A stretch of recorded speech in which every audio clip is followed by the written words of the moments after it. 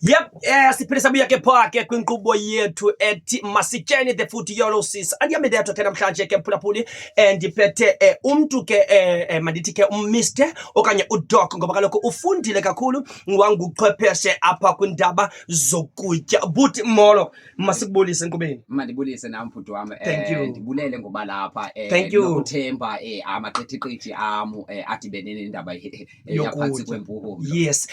Ubhuti ke ngubhuti osebenza kwicandelo lezamahlelo hlelo 15. Ngubhuti ke lona onguchwepheshe kakhulu kwindaba zokutya.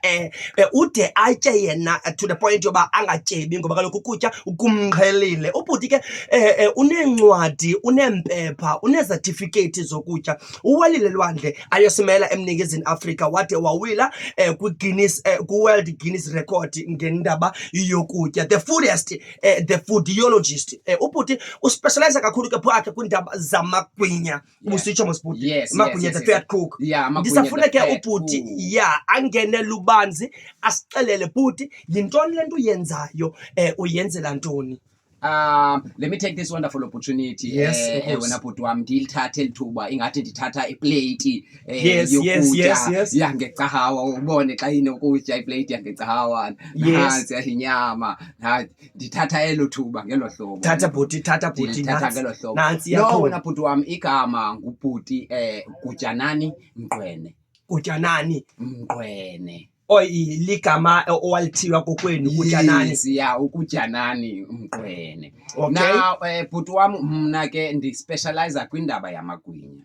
Okay, fat cook. I've won awards. Amagwinya ke abanye bathi fat cook guys kwezinye indawo. Abanye bathi ngamafetshu. Yes, amalombo. Ngamachuchu.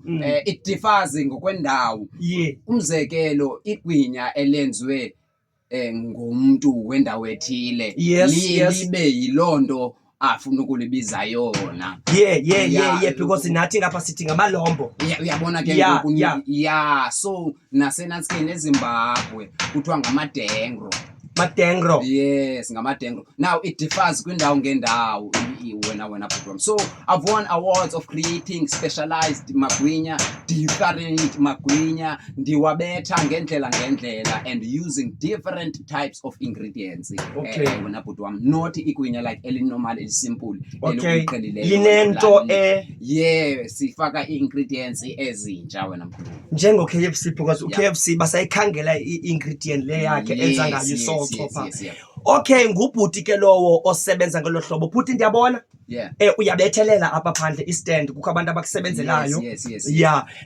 Just tell me bhuti, lamagwinya wakho uwenzela just le ndawo ukuyo okanye ngamagwinya lana aphumayo, yinto yaziwayo le yakho because kaloku mna ndiyeyothuka lento yoba kubekho umuntu ospecialize nge-fat cook. Because thina sazi umthera ozinezekelayo ama-fat cook akhe esitandini sakhe. No, first of all bukhe watsho nge-Guinness Book of Records. Ndayibona, yes, ndakhe ndabhaka elona likhulu igwinya kunamanye.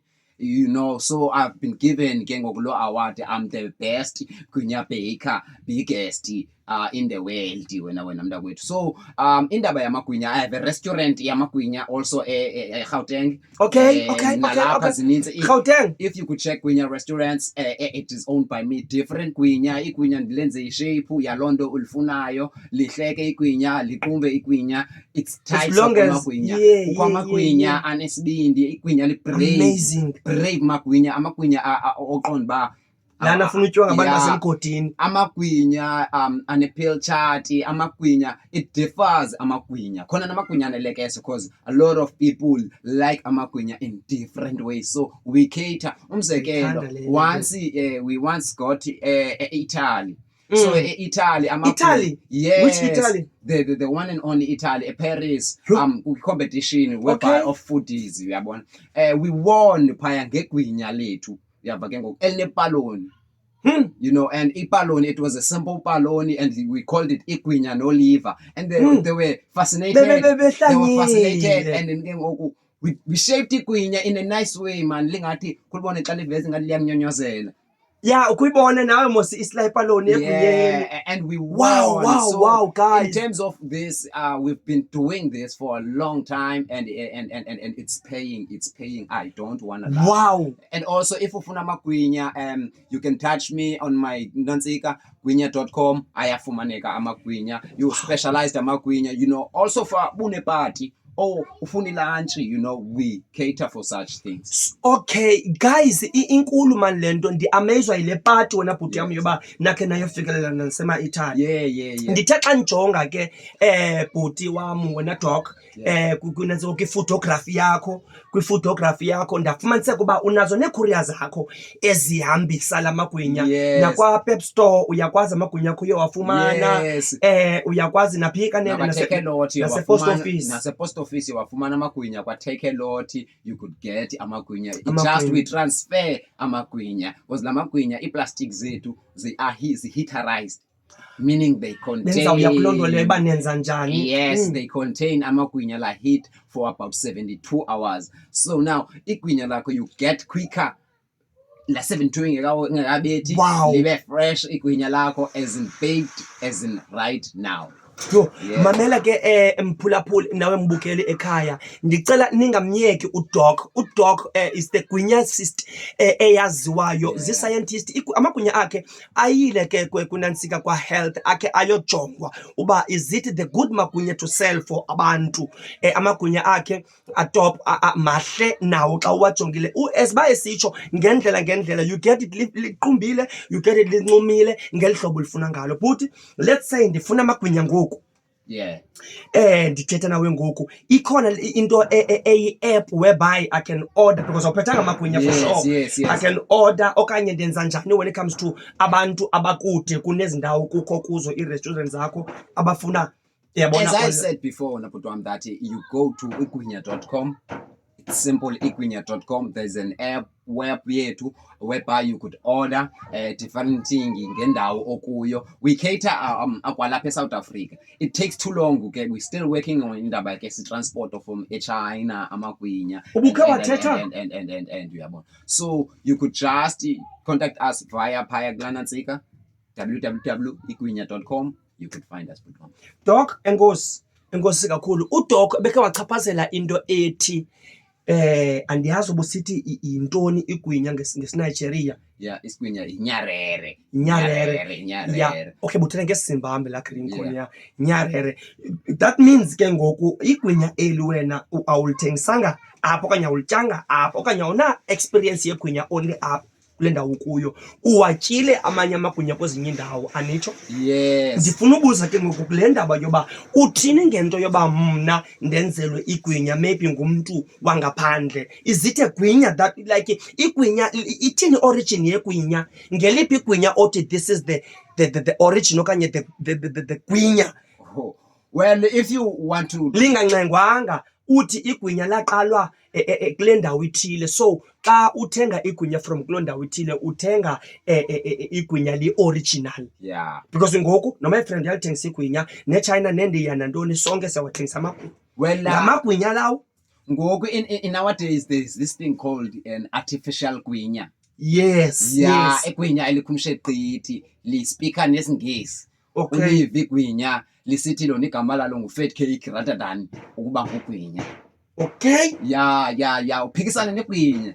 Sekuzoba ku-fat cake uqale kwakugwinya. Ugwinya. Now xa libhakwe ngumntakwethu unantsi kuMichael liye libe ngu-fat cake. Uyava ke ngoku. So it's a lot of confusion in terms of who baked it. Yabo? Now igwinya at its deep and its own essence ntakwethu ligwinya elalibhakwe phaa ngumama noSinantsika usisi noSicubhuncu nanke apha ezantsi kusasa kwesa stand sakhe nantsi nalambiza nalamililo. That is the deepest gwinya.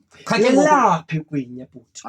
Igwinya originally xa sinoyithetha ngentsusa nehistory lalibhakwe ngabantu.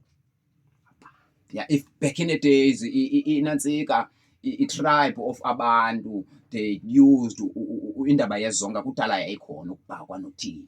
Kwayenzeka ngemini ethile kukho inyama. Igwinya loqala lenziwa ngumhluzi wenantsika wehagu. wachaphazela ntsika inhlama inhlama yawela phezu kwe-oil xa kusethi hey nasi yabuya seyitshile ke ngoku eligwinya esisonga phofu sesinjalo hayi masathandwa yava ke ngoku sitshile sinjalo sabe singafani nezonke eziqala upha ya sabona ukuba esisonga sifanele ubethwa ngolhlobo hayi ke yakhumsha into yanyuka ke kulanto ihamba neminyaka kwakufikelele into yokuba mayifake kwi-oil kodwa ke igwinya at its essence ungalenza nangevaselina ungalenza nange-baby oil ungalenza nakantoni na igwinya nangakandlela so igwinya it needs it's just inhlama enida i-oil okay now but i-oil ke ngoku it must be consumable to umlomo ungalenza igwinya kanti awuzolitya ulenze ngeperfume mntakwethu lingatsheki yeah thank you guys good talk ke lowo the foodiologist siphinde ke saphake enkqubeni yethu sithi thank you masiphinde sidibane kwenye episode elandelayo xa uDoc esixelela uba intoni eyona nto ibalulekileyo between igwinya okanye igwinya noliver mandithi mhlawumbi yabona igwinya noliver yi-edit then nto ngokubekho igwinya sithi thina igwinya likhomandi lilodwa limandi xa linoliver uthi yena hayi igwinya lithu lithi but on the next episode uza kuxelela uba the techniques nokuliginya xa lomile wenza njani funeka ubambe ephi imuscle ukwenzela lizohla utshilo wabhaka ngendithi naxana lileleyo thank you